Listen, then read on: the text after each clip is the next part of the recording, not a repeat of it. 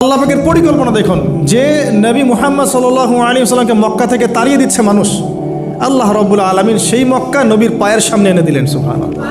মাত্র 8 বছরের ব্যবধানে যে বদর যুদ্ধে মুসলিমদেরকে একদম নিঃশেষ করে দেওয়ার প্ল্যান করা হয়েছে, ওই বদরেই আল্লাহ রাব্বুল আলামিন আবু জেহেলের মৃত্যু লিখে রাখলেন। যে ইউসুফকে কুয়ায় ফেলে দিল তার ভাইরা, সেই ইউসুফকে আল্লাহ পাক সেখান থেকে রাজপ্রাসাদ, সেখান থেকে কারাগার, সেখান থেকে আবার নিয়ে আসলেন মিশরের পলিটিক্যাল পাওয়ার। আল্লাহর পরিকল্পনা। যে ইয়াসরিব একসময় ইহুদিদের দাপটের জায়গা ছিল, ওই ইয়াসরিব মুসলিমদের করতলগত করলেন আল্লাহ পাক হিজরত করিয়া।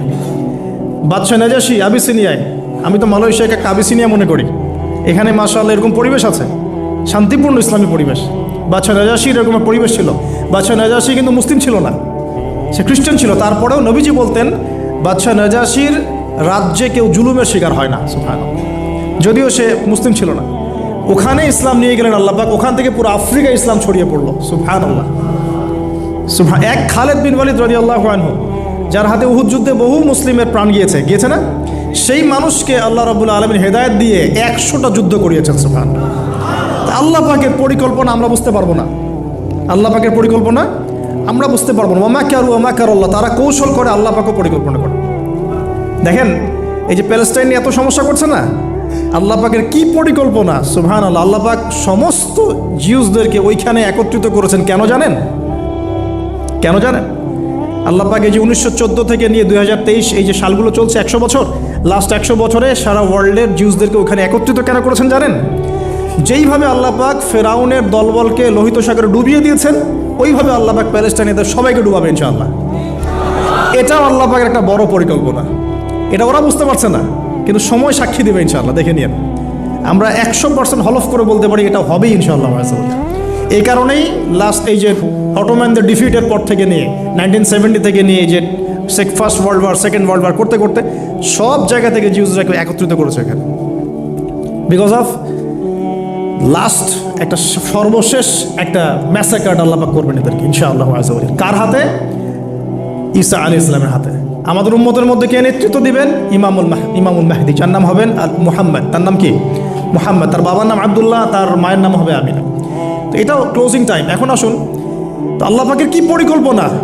যৌবনকালটা আল্লাহ পাক মুসা আলাইহিস সালামকে ফেরাউনের ঘরেই কাটালেন, এবং আল্লাহ পাক মুসা আলাইহিস সালামকে দুটো গুণাবলী দিয়ে বড় করলেন। দুটো গুণাবলী মনে রাখবেন। এক হচ্ছে কওয়ি, তিনি শক্তিশালী ছিলেন, ফিজিক্যালি অনেক শক্তিশালী ছিলেন। আমিন মানে বিশ্বস্ত ছিলেন, কওয়িউল আমিন। মনে থাকবে ইনশাআল্লাহ। আমরাও আল্লাহর কাছে দোয়া করি, আল্লাহ আমাদেরকে কওয়ি বানিয়ে দিন এবং আমিন বানিয়ে দিন। আমিন। এবার যৌবনে উপনীত হয়েছেন, টকবকা রক্ত, বাইরে বের হয়েছেন। বাইরে বের হয়ে দেখছেন যে দুজন ব্যক্তি লড়াই করছে, রজুলান ইয়াকতাতুলান, দুজন ব্যক্তি মারামারি করছে। একজন মিন শিয়াতি, তার বনু ইসরাইল কওমের মধ্যে, আরেকজন হচ্ছে আদুই, তার শত্রুর মধ্যে। তো মুসা আলাইহিস সালাম গিয়ে সাহায্য করতে চাইলেন তার কম। আমরা বলি না দেশি ভাই সাপোর্ট দিই, তাই না? আচ্ছা, তো মুসা আলাইহিস সালাম গিয়ে সাপোর্ট দিতে গিয়ে শুনেন, ফাওয়াকাযাহু মুসা ফাকাদা আলাইহি, মুসা আলাইহিস সালাম মাত্র একটা ঘুষি দিয়েছেন, এক ঘুষিতেই ওই ব্যক্তি ডেড, স্পট ডেড। এই যে আমি গত একটা লেকচারে বলেছিলাম, চাইনিজ কন্টিনেন্টে যে মার্শাল আর্টসগুলো গড়ে উঠেছে এই কোরআন থেকে গড়ে উঠেছে। তার আগে ওদের সভ্যতা ছিল, সংস্কৃতি ছিল, ঠিক আছে। এক ঘুষিতে মানুষ মারা যায়, এটা কোরআন বলেছে। এক ঘুষিতে মানুষ মারা যায়, এটা কোরআন বলেছে। ওরা এখন রিসার্চ করে বের করে যে 6টা-7টা স্পট আছে মানুষের দেহে, এক ঘুষিতে মানুষ মারা যেতে পারে। কোরআনকে আমরা মূল্যায়ন করি না, কিন্তু কোরআনকে সারা দুনিয়ার অমুসলিমরা মূল্যায়ন করে ওদের স্বার্থে তারা আমাদের কোরআনকে মূল্যায়ন করে, আমাদের হাদিসকে মূল্যায়ন করে। আমরা করতে চাই না, আল্লাহ মাফ করুক আমাদেরকে। আমরা কোরআন পড়তে চাই না, গবেষণা করতে চাই না, অর্থ বুঝতে চাই না, একটু আরবি ভাষা শিখতে চাই না, কোরআনের বালাগাত ডেইলি একটু তেলাওয়াত করবো এক পারা, সেটা করতে চাই না। আল্লাহ পাক আমাদেরকে মাফ করুক এবং কোরআন বলা বানিয়ে দিন। আমি কথাগুলো বলার উদ্দেশ্য আপনাদেরকে আঘাত করা নয়, আমি জাস্ট আপনাদের কলবে একটু ধাক্কা দেওয়ার চেষ্টা করছি, যাতে করে আপনারা সবাই কোরআন তেলাওয়াত করেন ডেইলি এক পারা করে। আল্লাহ কবুল করে নেবেন। এবার আসুন দেখুন, এবার কি হলো, এটা ইন্টেনশনালি ছিল না, আনইনটেনশনালি মুসা আলাইহিস সালাম এখন কিন্তু মানে হত্যার অপরাধী হয়ে গেছেন, তাই না? ফেরাউন তাকে ধরার জন্য বের হয়েছে দলবল নিয়ে, ওকে ধরতে হবে, এবার অ্যারেস্ট করতে হবে। তো একজন এসে পরামর্শ দিল যে তুমি এখান থেকে চলে যাও, তুমি এই মিশর থেকে চলে যাও, বের হয়ে যাও, নাহলে ফেরাউনের বাহিনী তোমাকে পেলে ধরে ফেলবে। এবার মুসা আলাইহিস সালাম চলে গেলেন কোথায়? মাদিয়ান। কোথায় বলেন? অনেক দূরে মাদিয়ান। মাদিয়ানে গিয়ে তার না আছে কোনো শেল্টার, না গার্ডিয়ান, না কোনো খাবার, না পানি, কিছুই নাই। ঠিক নবী সাল্লাল্লাহু আলাইহি ওয়াসাল্লামের সাহাবীরা হিজরত করেছেন আবিসিনিয়ায়, নবীজি হিজরত করেছেন একবার তায়েফে, ওখানে মার খেয়ে চলে আসতে হয়েছে না? মনে আছে? তায়েফের 3টা গোত্র ছিল, আব্দু ইয়ালাইল, আব্দু মাসউদ, হাবিব বিন আমর, এই 3 গোত্রের নেতা ছিল। এরা নবী সাল্লাল্লাহু আলাইহি ওয়াসাল্লামকে ছোট ছোট বাচ্চাদেরকে দিয়ে পিটিয়েছিল, নাউজুবিল্লাহ। তারপরে নবীজি বদদোয়া করেন নাই, ওখান থেকে চলে আসছেন মক্কায়। আমি গুছিয়ে বলছি শর্ট করে। তো এভাবে মুসা আলাইহিস সালামকেও হিজরত করতে হয়েছে। দেখেন, আবার নবীজিকে হিজরত করতে হচ্ছে মদিনায়। তার মানে হিজরা বিষয়টা ইসলামের সাথে সম্পৃক্ত। পরিবেশ পরিস্থিতি অনুকূলে না থাকলে, যেখানে ভালো পরিবেশ সেখানে গিয়ে মানুষ থাকতে হবে। আলহামদুলিল্লাহ, এখানে ভালো পরিবেশ আছে, আপনারা ভালো পরিবেশ পেয়েছেন। কিন্তু যারা চ্যালেঞ্জ গ্রহণ করে সমাজের জাহিলিয়াতগুলোকে সরানোর চেষ্টা করবে, সংস্কারের চেষ্টা করবে, তারা আল্লাহর কাছে অনেক বেশি পছন্দের। তার মানে প্রথম ফাইট আমাদেরকে করতে হবে। করতে করতে গিয়ে এক পর্যায়ে যদি দেখি যে না আর পারছি না, তখন কি? হিজরা। এটা মাথায় রাখতে হয়। এখন নবী সাল্লাল্লাহু আলাইহি ওয়াসাল্লামকেও করতে হচ্ছে। মুসা আলাইহিস সালাম চলে গেলেন মিশর থেকে কোথায় বলেন? মাদিয়ানে। তখন আরেকজন নবী ছিলেন, তার নাম কি? শুআয়ব। মাশাআল্লাহ, শুআয়ব আলাইহিস সালাম। শুআয়ব আলাইহিস সালাম সম্পর্কে আল্লাহ পাক বলেছেন তিনি অত্যন্ত চমৎকার বাগ্মী ছিলেন। মানে তিনি নবীদের মধ্যে অনেক সুন্দর করে কথা বলতে পারতেন। সুবহানাল্লাহ, সুবহানাল্লাহ। তো শুআয়ব আলাইহিস সালামের কওমের নাম কওমে মাদিয়ান। বলে রাখি, এই কওমে মাদিয়ানকে আল্লাহ রাব্বুল আলামিন ধ্বংস করেছেন সর্বপ্রথম ভূমিকম্প দিয়ে। কি দিয়ে? পৃথিবীতে সর্বপ্রথম যে জাতিকে ভূমিকম্প দিয়ে ধ্বংস করা হয়েছে তার নাম কওমে মাদিয়ান। কেন ধ্বংস করা হয়েছে? মাপে কম দিত। কি করতো? যেটা এখনকার ওয়ার্ল্ডের ইকোনমিক সুন্নাহ, নাউজুবিল্লাহ। মানুষকে ঠকানো এখনকার ওয়ার্ল্ডের ইকোনমিক সুন্নাহ। এবং এই মানুষকে ঠকানোর জন্য ইকোনমিক সেকশনে রিবা চালু করা হয়েছে। রিবা, সব জায়গায় রিবা, এভরি সিঙ্গল সেক্টর, যেটা under the foundation of World Bank আর IMF। রিবা আছে কি নাই? আর আমরা তো রিবাটাকে এখন মনেও করি না যে মায়ের সাথে জেনা করছি, মায়ের সাথে জেনা করছি। এটাই তো হাদিসের কথা। রিবার 70 শাখা আছে পাপের, 73 শাখা আছে পাপের, সর্বনিম্ন শাখা মায়ের সাথে জেনা করা, নাউজুবিল্লাহ। তো এটা ইকোনমিক সুন্নাহ হয়ে গেছে না এখন? মানুষকে ঠকানো, মাপে কম দেওয়া, রিবা। আর আমরা তো মাশাআল্লাহ ঘুষ ছাড়া কিছু হয় না, দুর্নীতি ছাড়া হয় না, টেবিল পাসই হচ্ছে না। আল্লাহ মাফ করুক আমাদেরকে। তবে এগুলা আমাদের ইবাদতকে নষ্ট করে ফেলছে। কারণ হারাম রিজিক থাকলে ইবাদত, দোয়া কবুল হয় না। আল্লাহ পাক আমাদেরকে হালাল খাওয়ার তৌফিক দান করুন। এখন প্রিয় ভাইরা, ওখানে গিয়ে কিচ্ছু নাই, নিঃস্ব অবস্থায় কি দোয়া করতে পারেন একজন মানুষ? এই দোয়াটা শিখে নেন, ইনশাআল্লাহ আপনার জীবনের সমস্ত সংকট কেটে যাবে ইনশাআল্লাহ। আমি নিজেও ওই দোয়াটা বেশি বেশি করার চেষ্টা করি। দোয়াটা হচ্ছে, মুসা আলাইহিস সালাম একটা গাছের নিচে হেলান দিয়ে বসলেন, বসে দেখলেন দুজন মেয়ে দাঁড়িয়ে আছে দূরে, পানি নিতে পারছে না। লোকজন পানি নিয়ে যাচ্ছে, ওরা দাঁড়িয়ে আছে বেচারি। মুসা আলাইহিস সালাম গিয়ে বললেন, কি সমস্যা আপনাদের? এটা নিয়ে আপনারা আবার মেয়েদের সাথে কথা বলার চেষ্টা করেন না, ঠিক আছে? তো মাহারাম গায়রা মাহারাম মেনে চলে। তারা বললেন যে আমাদের বাবা অনেক বৃদ্ধ মানুষ, আমরা পানি নিতে পারি না যতক্ষণ না আমাদের কম পানি নিয়ে চলে যায়। মুসা আলাইহিস সালাম তো একটু বললাম না, ফিজিক্যালি খুব স্ট্রং ছিলেন। থাকে না বডি বিল্ডার, সামনে গিয়ে কথা বলে সরো পানি নিতে দাও, তখন মানুষ একটু মূল্যায়ন করে না। তো মুসা আলাইহিস সালাম এভাবে পানি নিয়ে দিলেন এবং বাছুরদেরকে পানি পান করালেন, করিয়ে গাছের নিচে এসে বসে আছেন। বসে বসে তিনি দোয়া করছেন। এই যে দোয়াটা তিনি দোয়া করছেন, রব্বি, একটা নেক কাজ করলেন না, মানুষের উপকার করলেন, নেক কাজ করে এসে গাছের নিচে বসে দোয়া করছেন, আল্লাহ এখানে তো আমার খাবার পানি বাসস্থান কিছুই নাই, আমি কি করব? রব্বি ইন্নি লিমা আনজালতা ইলাইয়া মিন খায়রিন ফকির। রব্বি ইন্নি লিমা আনজালতা ইলাইয়া মিন খায়রিন ফকির। আবার বলেন, রব্বি ইন্নি লিমা আনজালতা ইলাইয়া মিন খায়রিন ফকির। অর্থ হচ্ছে, হে আল্লাহ, তুমি তোমার পক্ষ থেকে আমার উপরে যে নেয়ামতগুলো দিবে, আমি এর জন্য ফকির হয়ে বসে আছি আল্লাহ। অর্থ বুঝে পড়বেন ভাই, নামাজ রোজা হজ জাকাত যাই করেন আল্লাহর ওয়াস্তে অর্থ বুঝে পড়বেন। অর্থ বুঝে পড়লে আপনার ইবাদতের স্বাদ পাবেন, তৃপ্তি পাবেন, আল্লাহর সাথে কানেকশন হবে, আল্লাহর নূর পাবেন, মাআরিফত পাবেন, সত্য স্বপ্নও দেখবেন তখন ইনশাআল্লাহ। তখন শুয়ে সত্য স্বপ্ন দেখবেন ইনশাআল্লাহ। আল্লাহ পাক তৌফিক দান করে নেন। এবার আল্লাহ পাকের সাহায্য নেমে আসলো। ওই দুই মেয়ের মধ্যে একজন হেঁটে হেঁটে চলে আসে। এবার এই মেয়ের হাঁটা সম্পর্কেও কোরআন কথা বলেছে, সুবহানাল্লাহ। এই মেয়ে কিভাবে হেঁটে এসেছে এই হাঁটার বর্ণনাও কোরআন দিয়েছে। কোরআন বলেছে এই মেয়ে হেঁটে আসছে লাজুক পায়ে। কি পায়ে? এখন আপনি এই পুরো ওয়ার্ল্ডের মেয়েদের হাঁটা দেখেন, লজ্জা আছে? তাহলে মেয়েদের সাথে লজ্জা একটা গভীর সম্পর্ক আছে। এই মেয়ে প্রশংসা আল্লাহ পাক কোরআনে করলেন, লাজুক পায়ে লাজুক ভঙ্গিতে অবনত নয়নে সে হেঁটে আসলো। এখন আপনি কেলে যান, গো টু খেল, আপনাদের টুইন টাওয়ারে যান, দেখেন সবার হাঁটার চলা দেখেন। হায়া লজ্জার কোনো বালাই আছে এখানে? আমি গত লেকচারে বলেছিলাম যে আদম আলাইহিস সালাম এবং হাওয়া আলাইহিস সালাম, ইবলিস তাদের সাথে প্রথম যে আচরণ করেছে ওই ফল খাওয়ানোর পরে, সেটা কি? তাদের গা থেকে পোশাক খুলে পড়ে গেছে। মানে নগ্ন করে দিয়েছে আমাদের পিতামাতাকে, মহাবিশ্ব নগ্ন করে দিয়েছে কে? ইবলিস। তো এখন এই পৃথিবীতে আমরা যারা নগ্নতার চর্চা করছি তার কার এজেন্ট আমরা বুঝতে বাকি আছে? আমার কথা কি বুঝতে পারছেন কি না? এই কানেকশন মেলানোর চেষ্টা করেন, ডটসগুলো মেলানোর চেষ্টা করেন। সামনে যাই প্রিয় ভাই, এই মেয়ে এসে বলছে আমার বাবা আপনাকে ডাকেন, আমার বাবা আপনাকে ডাকছেন। তিনি গেলেন, বাবা শোয়াইব আলাইহিস সালাম। তখন এক বোন ইনডাইরেক্টলি বাবাকে বোঝাচ্ছে যে বিয়ে শাদী দিলে ভালো হয়। এক বোন বলছে যে আপনি তো তাকে পুরস্কৃত করতে চাচ্ছেন, তাহলে এইরকম কবিউন আমিন একজন মানুষকে সবচেয়ে ভালোভাবে পুরস্কৃত করা যায় তার যথাযোগ্য প্রতিদান দেওয়ার মধ্য দিয়ে। তো মেয়ের ইশারা বাবা বুঝেছেন, তিনি নিজের এক মেয়ের সাথে মুসা আলাইহিস সালাম বিয়ে দিলেন। সুবহানাল্লাহ। তবে শর্ত দিলেন, দেনমোহর কি? মোহর তো নাই। মোহর কি এবার? মোহর হচ্ছে 8 বছর তোমাকে আমার ফার্মে কাজ করতে হবে। এটা আগেকার একটা স্টাইল ছিল, সুন্নাহ। এটা এখন নাই, যদিও আগে এরকম ছিল যে দেনমোহর দেওয়ার জন্য এই একটা পদ্ধতি ছিল। যেমন ইয়াকুব আলাইহিস সালামের ক্ষেত্রেও এরকম 7 বছরের কথা আসছে, তিনি 7 বছর তার শ্বশুরের ফার্মে কাজ করেছেন। এটা নতুন ছিল না ওই সময়, এটা কমন ছিল। এখন যেমন আমাদের দেশে কমন 10 লাখ টাকা মোহর হবে, 10,000 টাকা দিব, বাকিটা সব বাকি, তাই না?